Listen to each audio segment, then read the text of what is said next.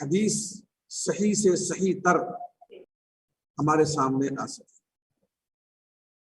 اور کوئی اس میں دجل یا کوئی خرد برد، اب آپ چپ رہیے، ہو چکا ہے، اس میں کوئی دجل اور خرد برد نہ کر سکے۔ اور اس میں سب سے بڑی جو خرابی پیش کی گئی کہ سب سے بڑا جو روگ ہے حدیث کے لیے وہ ہے کذب اور اتہام کذب۔ کذب کا مطلب اور اتہام کذب مطلب آپ جان چکے ہیں، براہ راست جھوٹی حدیث بیان کرنا یا کرنے والا کاذب کذاب جو حدیث بیان کر رہا ہے وہ موضوع ہے، جھوٹی حدیث ہے، گھڑی ہوئی ہے۔ اور متہم بالکذب کا بھی حکم کذاب کی طرح ہے، لیکن فرق دونوں میں یہ ہے کہ جو حدیث وہ بیان کر رہا ہے بھلے ہی وہ حدیث صحیح ہو، لیکن وہ آدمی حدیث پاک میں جھوٹ بولنے میں مشہور ہو، کئی مرتبہ وہ غلط حدیث، موضوع حدیث، گڑی ہوئی حدیث بیان کر چکا ہے جان بوجھ کر کے۔ آج اگرچہ وہ صحیح حدیث بیان کر رہا ہے، لیکن اس سے پہلے کئی بار اس کی یہ چوری پکڑی گئی کہ اس نے غلط موضوع حدیث بیان کی، چاہے متہم بالکذب ہو چاہے کذاب ہو۔ اس سے بچانے کے لیے یہ احادیث ہمارے سامنے امام مسلم رحمۃ اللہ علیہ نے رکھی ہیں، پیش کیے ہیں کہ جھوٹ بولنے والے کا کیا انجام، خاص طور سے اللہ کے رسول صلی اللہ علیہ وسلم کی حدیث میں کہ آپ پیچھے بہت تفصیل کے ساتھ اس پر بات کی گئی اور اسی سلسلے کو اور آگے بڑھاتے ہوئے حدیث بیان کی ہے کہ کفا بالمرء کذبا ان یحدث بكل ما سمع۔ پہلے تو یہ بیان کیا کہ بھئی مجھ پر جھوٹ بولنا اللہ پر جھوٹ بولنا ہے اصلا، اس لیے مجھ پر جھوٹ بولنے کو عام انسان پر جھوٹ بولنے کی طرح مت سمجھو، اور فرمایا کہ من کذب علی متعمدا فلیتبوأ مقعده من النار۔ یہ تو جھوٹ کی مذمت ہو گئی۔ اب سوال یہ ہے کہ جھوٹ کن کن راستوں سے آتا ہے، کیا اس کے اسباب ہوتے ہیں؟ غیر شعوری اسباب، شعوری اسباب نہیں، غیر شعوری اسباب، یعنی آدمی کو پتہ نہیں چلتا ہے، وہ چاہتا نہیں ہے کہ جھوٹ بولے، لیکن خواہ مخواہ کے لیے غیر شعوری طور پر نہ چاہتے ہوئے وہ جھوٹ میں مبتلا ہو جاتا ہے۔ ان اسباب میں سے ایک سبب یہاں بیان کیا کہ اس کو آدمی اگر مضبوطی سے پکڑ لے اور تھام لے تو جھوٹ کے بڑے اسباب میں سے ایک سبب سے وہ محفوظ ہو جائے گا اور جھوٹ روکنے میں کامیاب ہو جائے گا۔ وہ کیا؟ فرمائے کفا بالمرء کذبا ان یحدث بكل ما سمع، کہ آدمی کو جھوٹا ہونے کے لیے اتنا کافی ہے کہ وہ ہر سنی ہوئی بات کو بیان کر دے، ہر سنی ہوئی بات، جو کچھ سنا یا جو کچھ پڑھا اس کو فوراً آگے فارورڈ کر دے۔ یہ اگر کوئی کرتا ہے بلا تحقیق کے تو اس کے آج نہیں تو کل جھوٹا وہ بن جائے گا اور جھوٹ کی تہمت اس پر لگ جائے گی، اس کی طرف جھوٹ منسوب کیا جائے گا، وہ بچ نہیں سکتا ہے اس سے۔ کل ہو کر کے وہ جھوٹ بولنا شروع کر دے گا باقاعدہ اور اس کو پتہ نہیں چلے گا۔ اس لیے سب سے پہلے جو روک لگائی گئی ہے وہ یہ کہ آدمی کو کوئی بات سننے کے بعد آگے بڑھانے سے پہلے اس کی تحقیق کر لینی چاہیے۔ اور آج یہ جھوٹ کے پجاری اور جھوٹ کے علم بردار پورا زور اسی پہ لگائے ہوئے ہیں، پورا زور، اتنا زور لگائے ہوئے کہ شاید کسی اور چیز پہ اتنا زور نہ لگایا۔ ہمارے سوشل میڈیا میں پورا زور اسی پہ لگائے ہوئے ہیں کہ کوئی بات تمہارے واٹس ایپ پر یا تمہارے کسی بھی اس پر پروگرام پر آئے تو پڑھو چاہے نہ پڑھو، عمل کرو نہ کرو، سب سے پہلا کام کرو پھر اس کو فارورڈ کرو، تاکہ جھوٹ میں مبتلا ہونے میں کوئی تمہارا کسر نہ رہ جائے، جھوٹا بننے میں کوئی کسر نہ رہ۔ آپ جانتے ہیں، ہم سے زیادہ جانتے ہیں، ہم کو اتنا ایسی چیزوں واقف بھی کم ہے۔ ہر میسج کے بعد، ہر پروگرام کے بعد، ہر تحریر کے بعد یہ جملہ کبھی تو ڈرا کر کے، دھمکا کر کے، کبھی آخرت کی دھمکی دے کر کے، جنت دوزخ کی دھمکی دے کر کے یہ کہا جاتا ہے کہ بھائی اس کو جلدی سے فارورڈ کر، جیسے کوئی مر رہا ہو آگے، اگر نہیں کرے گا تو وہ مر جائے. یہ آپ اس پر دلیل کیا دی جاتی ہے کہ اللہ کے رسول صلی اللہ علیہ وسلم نے فرمایا ہے کہ جو میرے علم کو پھیلائے گا اس کو یوں انعام دیا جائے. اور اللہ کے رسول نے یہ بھی فرمایا ہے من کذب علی متعمدا فلیتبوأ مقعدہ من النار. اللہ کے رسول نے یہ بھی فرمایا ہے کفی بالمرء کذبا ان یحدث بکل ما سمع.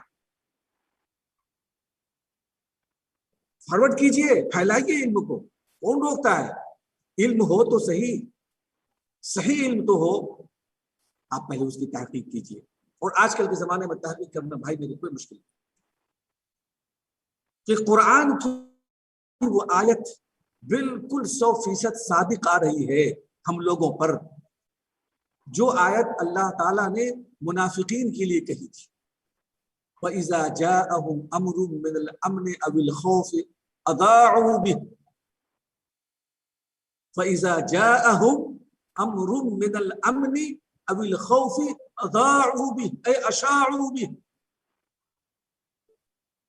فَإِذَا جَاءَهُمْ أي إذا جاء المنافقين أمر من الأمن أو الخوف، اچھی بات یا بری بات، امن کی بات یا خوف کی بات، ڈپریشن کی بات یا سکون کی بات، جیسی بات بھی آتی ہے ان کے پاس کیا کرتے ہیں؟ اضاعوا بھی، فوراً پھیلاتے، فوراً بھگاتے، forward forward forward, share share. وَلَوْ رُدُّوهُ إِلَى الرَّسُولِ وَإِلَىٰ أُولِي الْأَمْرِ مِنْهُمْ. کاش اس کا حوالہ ڈھونڈ لیتے ایک مرتبہ اللہ اس کے رسول کی کتاب میں، ایک مرتبہ حوالہ ڈھونڈ لو اس کے بعد فارورڈ کرو.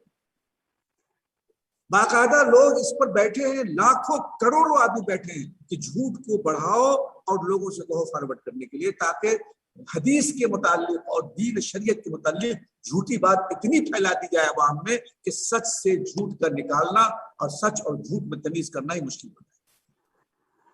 نوڑا بھائی میرے، یہ بالکل سازش کے تحت ہو رہا ہے اور ہم اس سازش کے اعلی کار بن رہے ہیں. ہم اس سازش کے اعلی کار بن رہے ہیں. بڑے بڑے انعام، بڑی بڑی لالچیں، بڑے بڑے وہ کیا کہتے ہیں وہ باتیں کی جاتی ہیں اس پر، کیا کہ ایسا کرو گے، پانچ گروپ میں شیئر کرو گے کہ اتنا پیسہ مل جائے گا. کبھی مادی، کبھی روحانی، کبھی دنیاوی، کبھی اخروی، کبھی ذہنی، کبھی فکری. یہ ٹارچر کیا جاتا ہے ہم کو فارورڈ نہ کرنے پر. آپ سمجھ رہے ہیں کہ یوں ہی دین کی بات ہے، پھیلانا چاہیے. اس حدیث کا کیا جواب دوں گا؟ بِكُلِّ مَا سَمِعَ. ہمیشہ یاد رکھیے آپ جس مقام اور منصب پر ہیں اس منصب کا تقاضا ہے کہ آپ سے آپ کی چھنی میں چھن کر کے آگے کوئی چیز جانی چاہیے. بغیر چھنی میں چھن کر کے نہیں جائے آگے.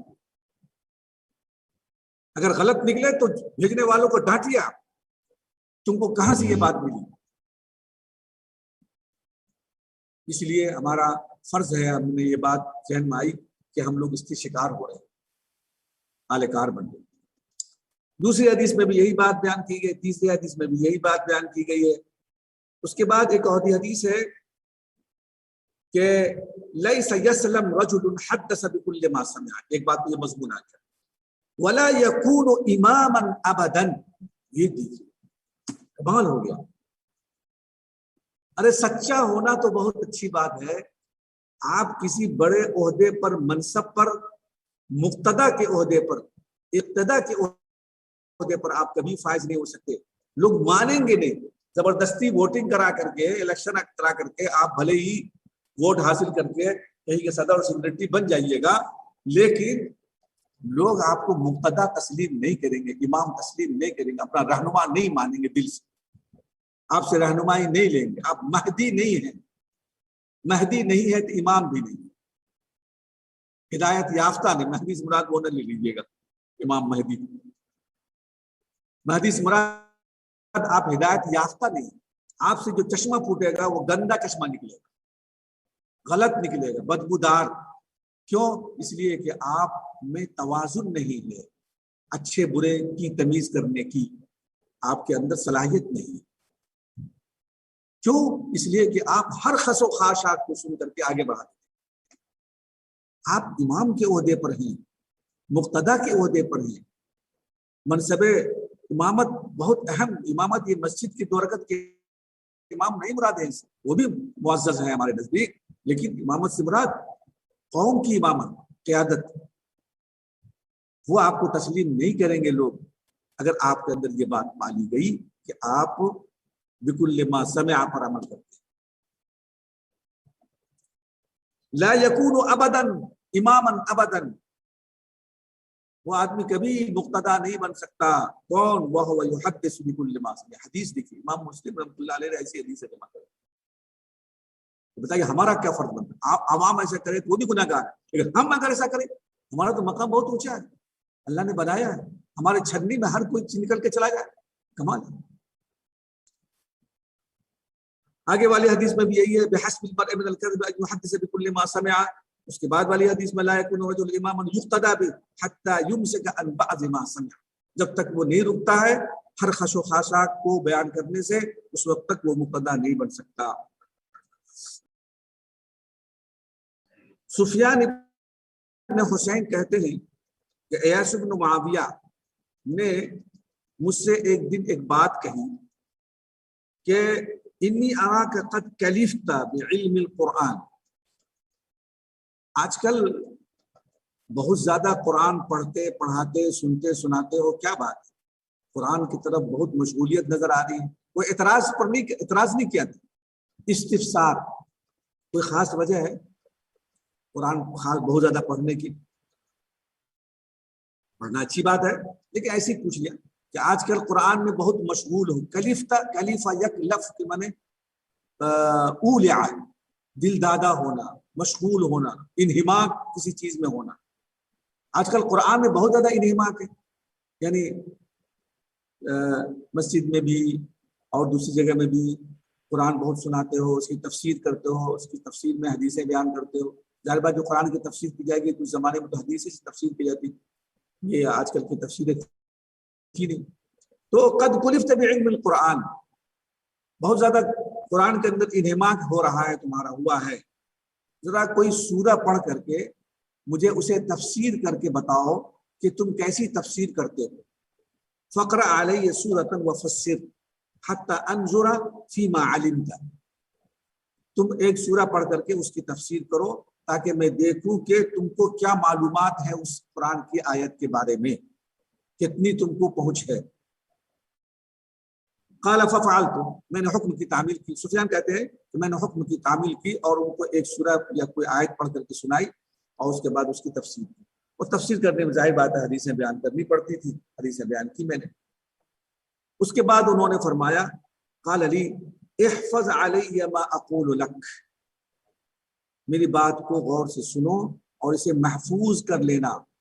محفوظ کرنے کا مطلب زندگی میں اسی پر چلنا اور ہمیشہ اس پر عمل کرنا. میری بات کو محفوظ کر لو. کیا؟ ایاک والشناعۃ فی الحدیث. کیوں؟ فإنه قلما حملها احد الا قل في نفسه وكذب في حدیث. شناع کے معنی تو ہوتا ہے قباحت، گندگی، برائی، خرابی. حدیث میں خرابی اور برائی کیا مطلب؟ مراد یہ ہے کہ ہر اناپ شناپ حدیث کو بیان مت کیا کرو. ہر حدیث کو، جو بھی حدیث تمہارے پاس پہنچے، جب تک اس کی پوری تحقیق نہ کر لو اس کو بیان مت کرو. اور کثرت سے بھی بچو، پیچھے کثرت بھی آیا. ایک اسباب تو یہ بتایا کہ بکل ما سمع، ہر خش و خاشاک کو سن کر کے آگے بڑھانا، یہ کذب کا ایک راستہ ہے. اور دوسرا کذب کا راستہ ہے کثرت حدیث. صحابہ کرام اس سے بہت بچتے تھے. تو کثرت حدیث تمہاری گفتگو میں اور جو تفسیر تم نے بیان کی اس میں دونوں باتیں ہیں، کثرت حدیث بھی ہے اور ہر ضعیف اور صحیح کمزور روایت کو تم نے اپنی تفسیر میں بیان کیا ہے. اس سے اندازہ ہو رہا ہے کہ تم جو ہے حدیث بیان کرنے میں احتیاط نہیں کرتے. ایسا کر والشناعۃ فی الحدیث ایاک والشناعۃ فی اتقوا الشناعۃ والحدیث فی الحدیث، حدیث میں سرسری طور پر حدیث بیان کرنے سے باز آؤ. اناپ شناپ ہر کمزور اور صحیح اور ہر مشہور غیر مشہور حدیث کو بیان کرنے سے پرہیز کرو، کیونکہ ایسا کرنے والا اکثر اپنے آپ میں ذلیل ہو جاتا ہے. فَإِنَّهُ قَلَّمَا حَمَلَهَا إِلَّا ذَلَّ فِي نَفْسِهِ، کیونکہ اس شناعت کو اختیار کرنے والا کم ایسے لوگ ہوتے ہیں، اختیار کرنے والے کم ایسے لوگ ہوتے ہیں جو ذلیل ہو جاتے ہیں اپنے آپ میں. اکثر لوگ ذلیل ہو جاتے ہیں. ظاہر بات ہے آج نہ کل تو پکڑا جائے گا، کوئی ٹوک دے گا، روک دے گا، پوچھ لے گا صاحب یہ حدیث آپ کہاں سے لائے؟ بڑا علامہ تو دہر بن رہے ہیں، آپ تفسیر بیان کر رہے ہیں، حدیث بیان کر رہے ہیں، حدیث کا حدیث موضوع حدیث ہے. ارے ہم کو معلوم نہیں تھا. کمال ہے معلوم نہیں تھا اور بیان کیے جا رہے ہیں حدیث. ذلیل ہو جائے گا بعد میں 10 کے سامنے 20 کے سامنے. اور پھر کا دوسرا نقصان کیا ہوگا؟ تو خود بفی حدیث ہی، آئندہ لوگ اس سے حدیث سننے سے اعتراض کریں گے، احتجاج کریں گے، یہ جھوٹی حدیث ہے. ارے ان کی مجلس میں کیا جا رہا ہے؟ وہ اناپ شناپ جو چاہتے ہیں بیان کر دیتے ہیں. ان کی بات میں وزن نہیں ہوتا، طاقت نہیں ہوتی، حدیث صحیح بیان نہیں کرتے. لے پورا مٹی پلید ہو گئی، ختم ہو گیا معاملہ. لوگ آپ کو جھوٹا سمجھ رہے ہیں اور دوسرے یہ کہ آپ خود اپنے آپ میں رسوا ہو گئے. اس لیے اللہ کے واسطے آپ حدیث بیان کرنے میں خاص طور سے اور عام گفتگو میں عام طور سے اس بات کا پورا لحاظ رکھے کہ سنی ہوئی بات کو اور ہر بات کو بیان کرنے سے پرہیز کیا جائے. دوسری بات بیان فرمائی کہ حضرت عبداللہ بن مسعود رضی اللہ عنہ سے روایت ہے کہ آپ نے فرمایا کہ ما انت تحدث قوما حدیثا لا تبلغ عقولهم الا كان لبعضهم فتنہ. یہ بھی بہت اہم بات ہے. صحابہ کرام اس پر بھرپور طریقے سے عمل کرتے ہیں اور کئی روایتیں آپ نے شاید مسلم اول میں آگے پڑھی ہوں گی کتاب الایمان کے اندر کہ صحابہ کرام حدیث بیان کرنے میں اتنے احتیاط کرتے تھے. ایک صحابی موت کے وقت کہہ رہے ہیں کہ یہ حدیث آج تک ہم نے نہیں بیان کی، آج میں اس لیے بیان کر رہا ہوں کہیں میں کتمان علم کا مرتکب نہ ہو جاؤں اور اس سے مجھے گناہ نہ ہو. پوچھا گیا کیوں نہیں بیان کی؟ کیا تمہاری عقل پختہ نہیں تھی یا ایسے لوگ نہیں ملے جن کو ہم حدیث بیان کرتے؟ تو جتنی صحابہ کرام کے پاس حدیثیں ہوتی تھی وہ سب بیان نہیں کرتے تھے اور سب کے سامنے بیان نہیں کرتے تھے. بعض حدیثیں کسی کے سامنے بیان کی، بعض حدیثیں وہی حدیث دوسرے سامنے بیان نہیں کی. کیوں؟ اس لیے کہ کلم الناس علی قدر عقولہم، عوام الناس کے سامنے کیسی حدیث بیان کرنی چاہیے، تجار کے سامنے کیسی حدیث بیان کرنی چاہیے، علماء کے سامنے کیسی حدیث بیان کرنی چاہیے، فقہا کے سامنے، یہ سب ہمارے پاس اس کا ہنر ہونا چاہیے. اب عوام الناس میں تقریر کر رہے ہیں مسجد میں، مثلا جمعے کے دن آئیے مولوی صاحب تقریر کیجیے 15-20 منٹ آدھا گھنٹہ. آپ نے تقریر شروع کر دی اور آپ نے والمطلقات یتربصن بانفسہن ثلاثۃ قروء پر بحث چھیڑ دی اور اس پر دلائل دیے جا رہے ہیں امام شافعی کے اور امام ابو حنیفہ کے. قروء سے مراد یہ ہے عوام الناس کے پاگل ہو گئے مولوی صاحب، پتہ نہیں کیا کیا بک رہے ہیں نفاس مسجد پر کھڑے ہو کر، یا اور کوئی اختلافی مسئلہ آپ نے چھیڑ دیا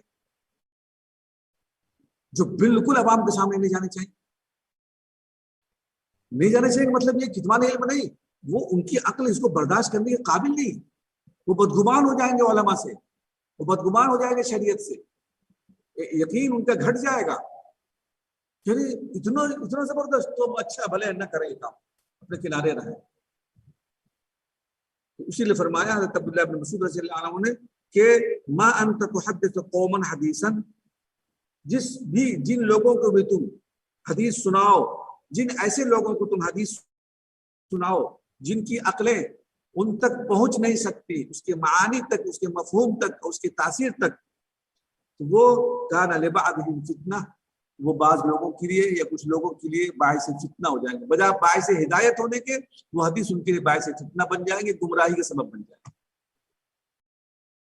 کمال ہے واقعی ایسی حدیثیں اللہ کے رسول نے بیان فرما دی. آج سے پہلے یعنی 20-25 سال 50 سال پہلے اگر یہ حدیث آئی ہوگی تو لوگوں نے یقین تو کیا ہوگا کہ اللہ کے رسول صلی اللہ علیہ وسلم کا حدیث ہے، مسلم شریف کی حدیث ہے، پر کیسے کوئی ایمان نہیں لا سکتا؟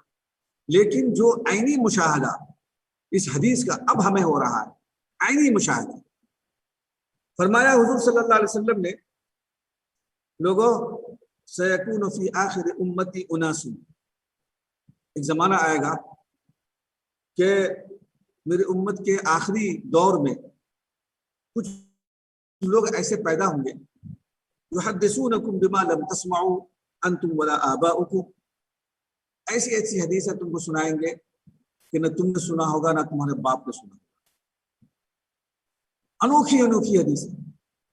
اور وہ کیسے ہوں گے آگے اس کی بھی تفصیل آ رہی ہے، وہ بڑے دیندار، بڑے نیک لوگ، ہمیشہ قرآن پڑھنے والے، ہمیشہ ہاتھ میں تسبیح گننے والے، ہمیشہ ان کے بغل میں مصلی دبا ہوا، ہمیشہ مسجد کی طرف رخ کرنے والے، چہرہ نورانی اور لباس شرعی، اور وہ حدیثیں بیان کریں گے، اور وہ حدیثیں کیا ہوں گی؟ جھوٹی، گڑی ہوئی حدیثیں ہوں گی۔ آگے اس حدیث کے بعد ایک حدیث اور آ رہی ہے کہ قیامت کے قریب قریب زمانے میں ان شیاطین کو جن کو سلیمان علیہ السلام نے سمندر کی تہ میں باندھ دیا ہے، زنجیر سے جکڑ دیا ہے، ان میں سے بعض شیاطین دنیا میں چھوٹ کر کے آئیں گے، وہ انسان کی شکل اختیار کر لیں گے، اور دیندار اور بزرگ اور ایک عالم اور باوقار شخص کی طرح سے، اور لوگوں کے مجمع میں جائیں گے، جھوٹی حدیثیں بڑے اہمیت کے ساتھ اور بڑے چھوٹے انداز میں بیان کر کے وہاں سے نکل جائیں گے۔ لوگ کہیں گے بھائی یہ کون تھے؟ چہرہ بڑا نورانی تھا، بڑا جانا پہچانا، بڑا خوش رنگ تھا، لیکن نام نہیں جانتے کون صاحب، لیکن حدیث بڑی اچھی سنائی، اب اس پر لوگ عمل کرنا شروع کر دیں گے۔ یہ قیامت کے قریب میں شیطانی عمل سے یہ کام کیا جائے گا۔ یہاں پر بھی فرمایا کہ اُنَاسٌ يُحَدِّثُونَهُم بِمَا لَمْ تَسْمَعُوا أَنْتُمْ وَلَا آبَاؤُكُمْ إِيَّاكُمْ وَإِيَّاهُمْ، اپنے آپ کو بھی بچاؤ اور ان سے تم بھی بچو، ان سے قریب مت ہو ایسے لوگوں سے۔ اور کیسے پہچانو گے؟ یہ وقت بتائے گا، یا تمہارا علم بتائے گا، تمہارا ضمیر بتائے گا کہ ایسے لوگوں کو ہم کیسے پہچانیں۔ دوسری حدیث بیان میں اسی طرح سے حضرت ابو ہریرہ رضی اللہ عنہ اللہ کے رسول صلی اللہ علیہ وسلم کا اور نقل فرماتے ہیں کہ یکون فی آخر الزمان دجالون کذابون یاتونکم من الاحادیث بما لم تسمعوا انتم ولا آباؤکم، آخری زمانے میں دجال، دجل کہتے ہیں دو متضاد چیز کو آپس میں ایسا گڈ مڈ کر دینا کہ تمیز کرنا مشکل ہو جائے، اصل دجل یہ ہے، دو متضاد چیز کو، مثلا اندھیرے اور تاریکی اور اجالے کو گڑبڑ کر دیا، جھوٹ اور سچ کو گڑبڑ کر دیا، ایمان اور کفر کو گڑبڑ کر دیا، سنت اور بدعت کو ملا دیا، مخلوط کر دیا۔ اب پہچاننا مشکل ہے کہ سنت اس میں سے کون ہے، بدعت کون ہے، کفر کیا ہے، ایمان کیا ہے۔ یعنی اس طریقے سے لوگوں کے سامنے اس چیز کو پیش کیا گیا کہ لوگ تمیز نہیں کر پا رہے، اور اس میں بڑے ماہر لوگ، بڑے باصلاحیت لوگ، اسی ایسے کام کو دجل کہا جاتا ہے، اور اسی کے لیے دجال کا لفظ استعمال کیا گیا ہے۔ صحیح اور ضعیف حدیث کو جو ایسا گڑبڑ کر دیتے ہیں اپنے پوشاک کے، اپنے کردار کے اور اپنی صلاحیت کے ذریعے سے، کہ لوگوں کو پتہ ہی نہیں چلتا ہے کہ اس میں سے صحیح حدیث کون ہے اور ضعیف حدیث کون ہے۔ ایسے کرنے والے کو دجال کہا ہے، اور وہ دجال جو قرب قیامت میں نمودار ہوگا وہ بھی تو یہی کرے گا، کفر اور ایمان کو ایسا گڑبڑ کر دے گا کہ اچھے اچھے لوگ پہچان نہیں پائیں گے کہ جو وہ پیش کر رہا ہے جو حقیقت میں کفر ہے، لیکن لوگ سمجھ رہے ہیں کہ وہ ایمان ہے، اور جس کو وہ ہم ایمان سمجھ رہے ہیں حقیقت میں وہ کفر ہے، جس کو ہم کفر سمجھ رہے ہیں وہ حقیقت میں ایمان ہے۔ ایسا کرنے والے وہ دجال، تو دجال اور کذاب پیدا ہوں گے جو تم کو ایسی حدیثیں سنائیں گے جو تمہارے باپ دادا نے یا تمہارے بزرگوں نے، تمہارے علماء نے کے نزدیک وہ حدیث صحیح ہوگی۔ فَإِيَّاكُمْ وَإِيَّاهُمْ، بچو اور بچاؤ، لا يُضِلُّونَكُمْ وَلَا يَفْتَنُونَكُمْ،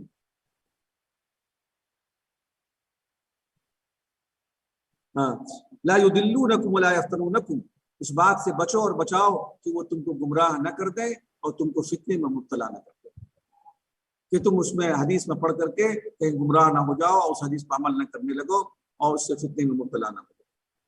دوسری بات جو بھی میں نے بیان کی کہ حضرت عبداللہ بن مسعود رضی اللہ عنہ راوی ہیں کہ فرماتے ہیں ان الشیطان لیتمثل فی صورت الرجل، شیطان انسان کی شکل میں نمودار ہوگا، فیأتی القوم فیحدثهم بالحدیث من الکذب فیتفرقون، ان لوگوں کے پاس آئے گا بہت ہی باوقار اور شرعی لباس اور نورانی چہرے کے ساتھ، اور وہ حدیث لوگوں سے بیان کرے گا، جھوٹی حدیثیں، اور پھر لوگ سن کر کے الگ الگ اپنے اپنے گھر چلے جائیں گے، متفرق ہو جائیں گے، یعنی مجلس برخاست ہو جائے گی۔ بعد میں ان میں سے کوئی ایک شخص کہے گا ارے صاحب کل جو ایک صاحب آئے تھے یہیں پر بڑی اچھی تقریر کی اور حدیثیں بڑی اچھی اچھی سنائی، کون تھے وہ؟ اب آپ میں سے کوئی تھا اس میں؟ کہاں میں بھی تھا۔ کون جانتے؟ کہاں نہیں پہچانتے تو نہیں، چہرہ جانا پہچانا لگ رہا تھا، اچھا لگ رہا تھا چہرہ، نام نہیں جانتے کون تھے، آگے تقریر کر کے چلے گئے اور سب لوگ اس پر عمل کر رہے ہیں۔ فيقول الرجل منهم سمعت رجلا اعرف وجهه ولا ادري ما اسمه، اعرف وجهه میں اس کے چہرے کو پہچانتا ہوں، یعنی کچھ جانا پانا چہرہ سے لگ رہا، لیکن وہ حدیث بیان کر گئے، وہ حدیث مجھے نہیں معلوم، اور وہ سنا کے چلے گئے، پھر کوئی تبصرہ نہیں، ایک آدمی دو آدمی بولا، اس سے کیا ہوگا، ایک مجمع سن کے چلا گیا اور اس کی تقریر پر عمل کر رہا ہے اور اس کا دل کو سن رہا ہے۔ وہی حدیث میں دوبارہ حضرت عبداللہ ابن عمرو بن العاص رضی اللہ عنہ بیان کرتے ہیں کہ ان فی البحر شیاطین مسجونۃ اوثقها سلیمان علیہ السلام یوشک ان تخرج فتقرأ علی الناس قرآنا، شیطان جن کو حضرت سلیمان علیہ السلام نے کچھ بدماش شیطان کو سمندر کی گہرائی میں باندھ دیا تھا، جکڑ دیا تھا زنجیر سے، اس میں سے کچھ شیطان چھوٹ جائیں گے، چھوٹ اللہ کے حکم سے، اور چھوٹ کر دنیا میں یہ تباہی اور بربادی مچائیں گے کہ وہ بزرگ بن جائیں گے، علامہ بن جائیں گے، اور شیطانی عمل سے لوگوں کو گمراہ کیے پھریں گے، قرآن سنائیں گے، بہترین قرآن پڑھیں گے، لوگ سمجھے گا کہ بہت بڑے عالم ہیں، قاری ہیں، مفتی ہیں اور بہت بڑے صاحب علم ہیں، ان کی بات سننی چاہیے اور عمل کرنی چاہیے۔ اسی طریقے سے آگے والی حدیث ہشام بن حجیر عن طاووس قال جاء هذا الى ابن عباس يعني بشير بن كعب فجعل يحدثه قال له ابن عباس عد لحديث كذا او كذا فعاد له ثم حدثه فقال له عد لحديث كذا وكذا فعاد له فقال له ما ادري اعرفت حديثي كله وانكرت هذا ام انکرت حدیثی کلہ وعرفت هذا، فقال ابن عباس رضی اللہ عنہما انا كنا نحدث عن رسول اللہ صلی اللہ علیہ وسلم اذا لم يكذب علیہ فقال فلما ركب الناس الصعب والذلول تركنا الحديث عنه۔ حضرت عبداللہ ابن عباس رضی اللہ عنہما کے پاس ایک شخص یعنی بشیر بن کعب، بشیر بن کعب آیا، ایک شخص، اور وہ آ کر کے حضرت عبداللہ ابن عباس رضی اللہ عنہ کو حدیث سنانے لگا۔ بعض لوگ ہوتے ہیں آدمی کو دیکھ کر کے اپنا چولا بدلتے ہیں، دیکھ کر کے چولا بدل، دیکھیں جہاں سیاسی آدمی تو وہاں سیاست کی بات کریں گے، بڑے بگھاریں گے اپنی قابلیت، جہاں دیکھیں گے عالم بیٹھے ہیں، کچھ مولوی لوگ بیٹھے ہیں، تو وہاں حدیثیں سنانے لگے، یہ تاکہ وہ یہ سمجھے جائیں کہ ہم آپ ہی میں سے ہیں۔ وَإِذَا خَلَوْا إِلَىٰ شَيَاطِينِهِمْ قَالُوا إِنَّا مَعَكُمْ إِنَّمَا نَحْنُ مُسْتَهْزِئُونَ، وہ بہکانے کے لیے اور اپنی دھاک جمانے کے لیے آتے ہیں، ان کو حدیث سے اور علم سے کوئی مطلب نہیں ہوتا۔ تو وہ حضرت عبداللہ ابن عباس رضی اللہ عنہما کے پاس آئے اور حدیثیں سنا لی، دھڑا دھڑ کئی حدیثیں سنا دی، نگر اس کے کہ وہ حدیث صحیح تھی کہ غلط تھی، ضعیف تھی کہ طاقتور تھی، قوی تھی، اس سے کوئی مطلب نہیں، حدیث دھڑا دھڑ سنانے لگے، اور سنانے کے بعد یہ کہنے لگے، یہاں پر تو نہیں ہے، آگے والے حدیث میں ہے کہ ارے کمال ہے، آپ، میں اللہ کے رسول صلی اللہ علیہ وسلم کی حدیث سنا رہا ہوں، آپ پر کوئی حرکت ہی نہیں ہو رہی، آپ خوش نہیں ہو رہے، نہ تائید کر رہے، نہ واہ واہ کر رہے ہیں، نہ میرا حوصلہ بڑھا رہے، نہ اللہ کا رسول حدیث سنا رہا ہوں، آپ اسے سرد مہریے پر تعریف۔ تب اس پر حضرت عبداللہ ابن عباس رضی اللہ عنہما نے فرمایا کہ اچھے بھیا عدل حدیث کذا و کذا، جتنی حدیثیں سنائی، مگر 15 حدیثیں سنائی، ان میں سے 2-3 حدیثوں کو انہوں نے دوبارہ سنانے کے لیے کہا کہ فلاں فلاں حدیث کو دوبارہ سنانا۔ فعاد له ثم حدثه، انہوں نے حدیث دوبارہ سنا دی۔ فقال عدل حدیث کذا و کذا، پھر کہا کہ فلاں فلاں حدیث سنانا۔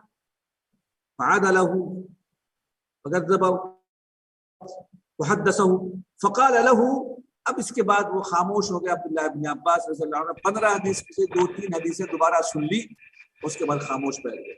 اب ان کو تشویش ہو گئی، یہ کیا ہوا؟ کہنے لگے ما ادری اعرفت حدیثی کلہ او انکرت ھذا، مجھے نہیں معلوم کہ آپ نے میری پوری حدیث جتنی میں نے سنائی ہے ان سب حدیث کو صحیح سمجھا سوائے ان حدیث کے جو میں جس کو آپ نے دوبارہ سنا ہے؟ کیا میں سمجھوں کہ آپ نے ساری 15 حدیث جو میں نے سنائی ہے مثلا 15 حدیث کی آپ نے توثیق کر دی کہ ہاں یہ صحیح حدیثیں ہیں، سوائے ان 2 حدیثوں کے جن کو آپ نے دوبارہ سنانے کے لیے کہا تھا یہ غلط ہیں؟ یا اس کے برعکس کہ ساری حدیثیں ہماری غلط ہیں سوائے ان 2 حدیثوں کے، یہی 2 حدیثیں صحیح ہیں؟ للہ میری اصلاح کر دیجئے کہ 15 حدیثوں میں سے 2 حدیثیں غلط ہیں اور باقی حدیثیں صحیح ہیں، یا اس کے برعکس 2 حدیثیں صحیح ہیں غلط ہیں اور باقی حدیثیں صحیح ہیں؟ کیا ہے آپ نے یہ دوبارہ جو سنا ہے اس کا مقصد تمیز کرنا صحیح اور ضعیف میں کیا ہے؟ تو حضرت عبداللہ ابن عباس نے اسے کوئی جواب نہیں دیا۔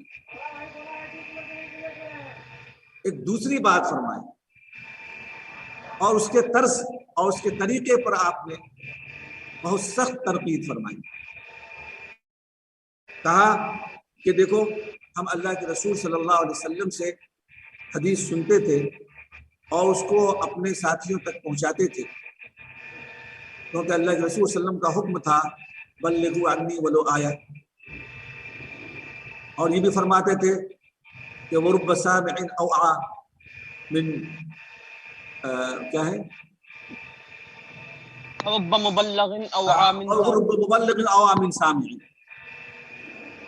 رب مبلغ اوعى من سامع، اس بنیاد پر ہم حدیثیں ایک دوسرے کو پہنچاتے تھے اور ہم اللہ کے رسول صلی اللہ علیہ وسلم سے حدیث لینے میں کوئی جھجک محسوس نہیں کرتے، اور جب ہم حدیث آگے بڑھاتے تھے اپنے ساتھی کو دیتے تھے اس وقت بھی کوئی جھجک ہم کو نہ محسوس ہوتی تھی نہ ہمارے ساتھی وہ ہم سے لینے محسوس ہوتی تھی، اس لیے کہ وہاں سب سچے لوگ تھے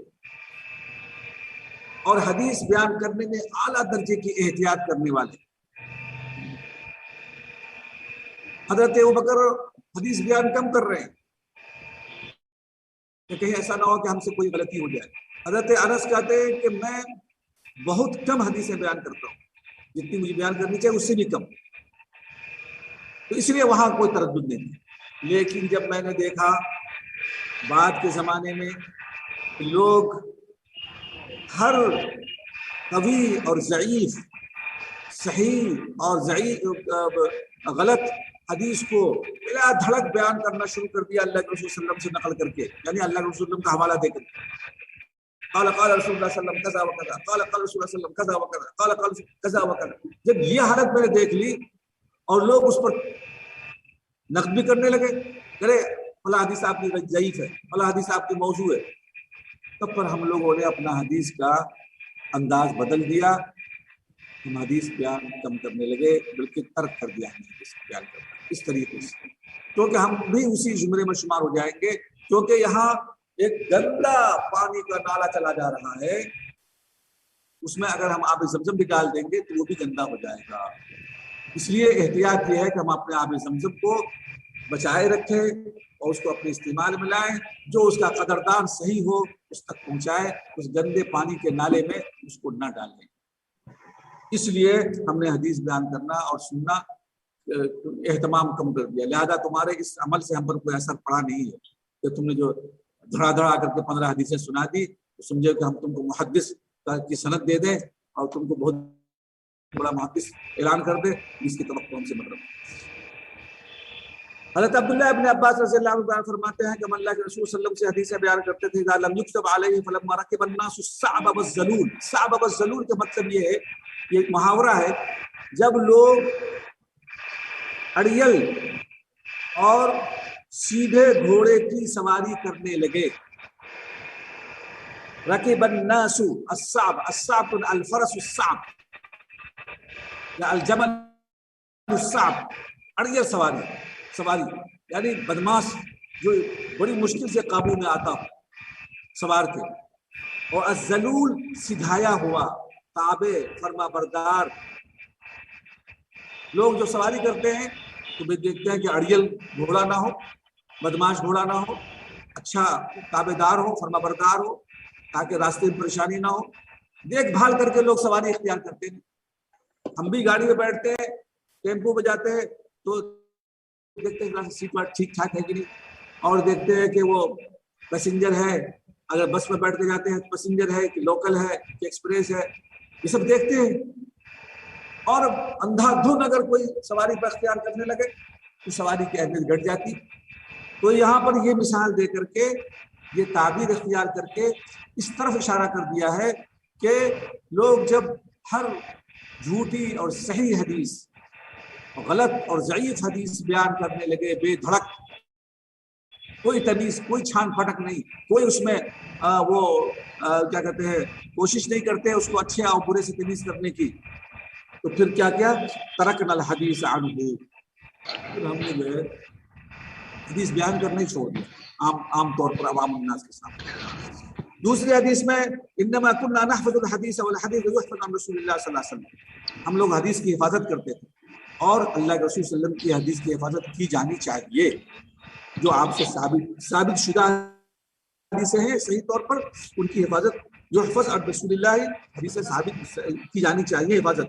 لیکن کیا ہوا فاما اذا رکبتم كل صعب وذلول، اور جب تم لوگوں نے ہر اچھی اور بری چیز کا استعمال شروع کر دیا، صحیح اور ضعیف کو بیان کرنے لگے، فہائی ہاتھ، تو پھر دور ہو جاؤ مجھ سے، پھر ہم سے تمہارا سے کوئی تعلق نہیں، ہم نہ تم سے حدیث بیان کریں گے نہ تمہاری حدیث ہم سنیں گے.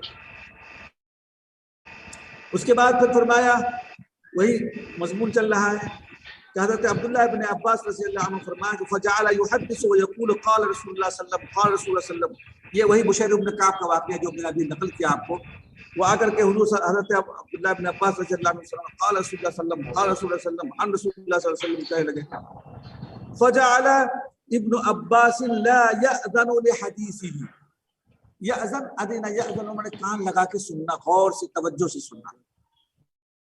وہ حدیث بیان کرتے رہے، انہوں نے کوئی کان لگا کر کے نہیں سنا، اپنے کام میں مشغول رہے، ادھر ادھر جو کام کر رہے تھے، ہاں تم اپنا بیان کرتے رہو، اپنا کام کرتے رہو. توجہ نہیں دی حضرت عبداللہ ابن عباس نے. وہ کہنے لگے بشیر ابن کعب مالی اراک تسمع لحدیثی احدثک عن رسول اللہ صلی اللہ علیہ وسلم، کیا بات ہے کہ میں دیکھ رہا ہوں کہ آپ حدیث پر توجہ نہیں دے رہے ہیں جبکہ میں اللہ کے رسول صلی اللہ علیہ وسلم کی حدیث سنا رہا ہوں آپ کو.